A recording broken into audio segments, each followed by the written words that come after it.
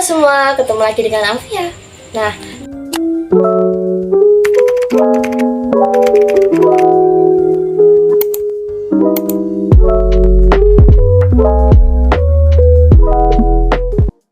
kali ini ada yang beda nih, bukan matematika lagi, tapi fisika tentang listrik statis. Nah, pada listrik statis ini dibagi menjadi 3 subbab. Yang pertama, potensial listrik, energi potensial listrik, dan kapasitor. Kapasitor sendiri juga dibagi menjadi 2, yaitu rangkaian kapasitor dan kapasitas kapasitor. Pada subbab yang pertama ada potensial listrik. Untuk pengertian dari potensial listrik adalah besar energi potensial tiap satuan muatan, di mana secara sistematik dan rumus dari potensial listrik adalah V sama dengan EP per Hi2, di mana setelah dijabarkan mendapatkan K kali Hi1 kali Hi2 per R per Hi2. Hi2 di sini bisa dicoret.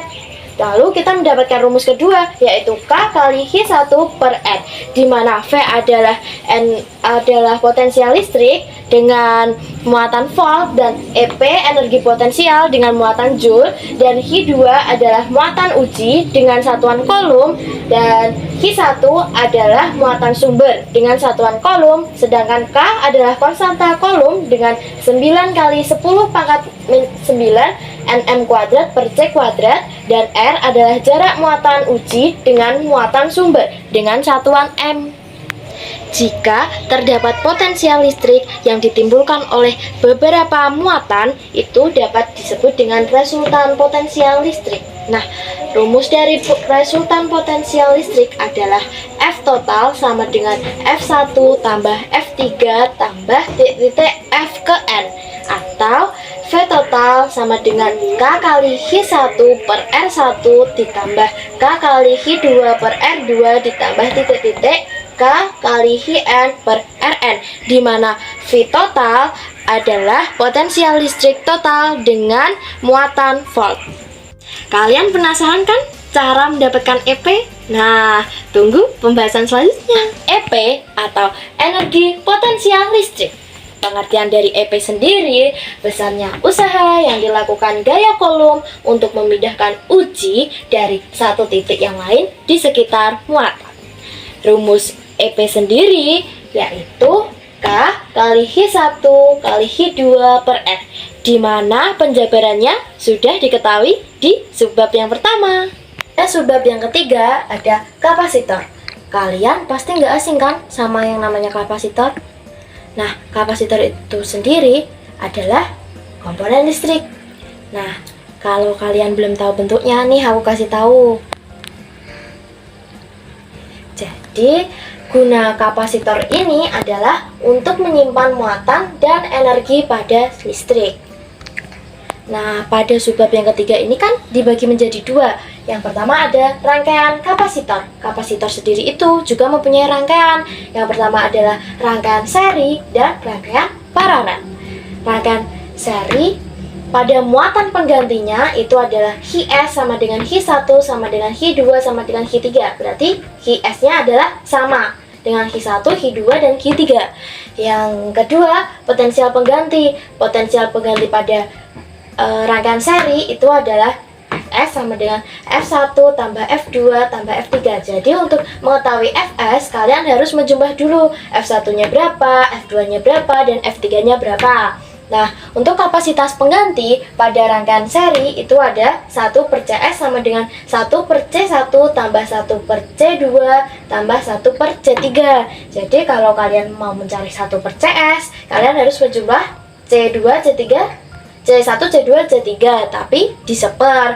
Yang ketiga, jika kapasitas C1, C2, dan C3 itu sama, maka bisa ditentukan dengan rumus CS sama dengan C per N, di mana N adalah banyaknya kapasitor.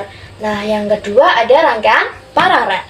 Rangkaian paralel sendiri itu pada muatan penggantinya berbeda dengan muatan seri. Yang membedakan kalau muatan serinya kan Hi-nya sama. Kalau di muatan paralel, Hi-nya itu adalah penjumlahan dari Hi1 tambah Hi2 tambah Hi3.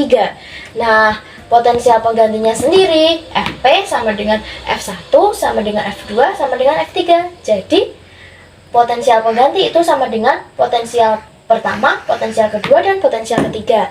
Nah, kapasitas penggantinya CP sama dengan C1 tambah C2 tambah C3. Yang membedakannya nggak dikasih seper.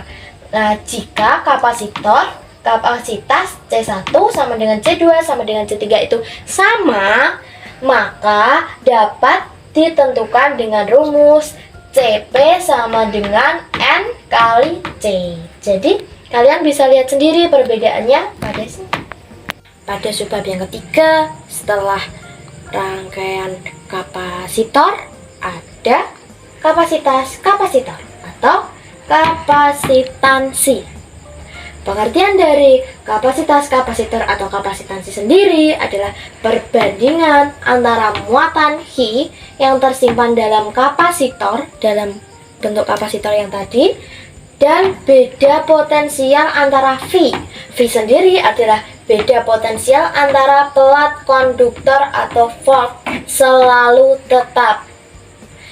Nah, setelah pengertian ini kan kita udah mengetahui V. V ini apa? Jadi kita bisa masuk rumus.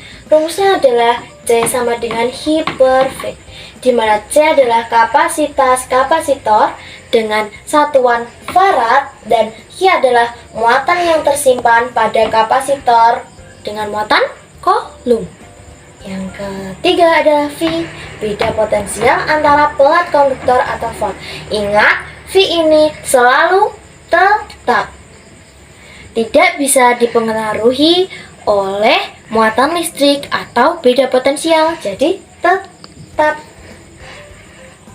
Nah, udah di akhir nih, kita udah membahas 3 subbab. Yang kurang apa? Soal dan pembahasan kan? Makanya kalian kalau ingin cari tahu lebih dalam tentang potensial listrik, energi potensial listrik, dan kapasitor, bisa cek soal dan pembahasan pada link di bawah ini. Nanti kalau kurang jelas bisa kalian klik pada bio aku ya.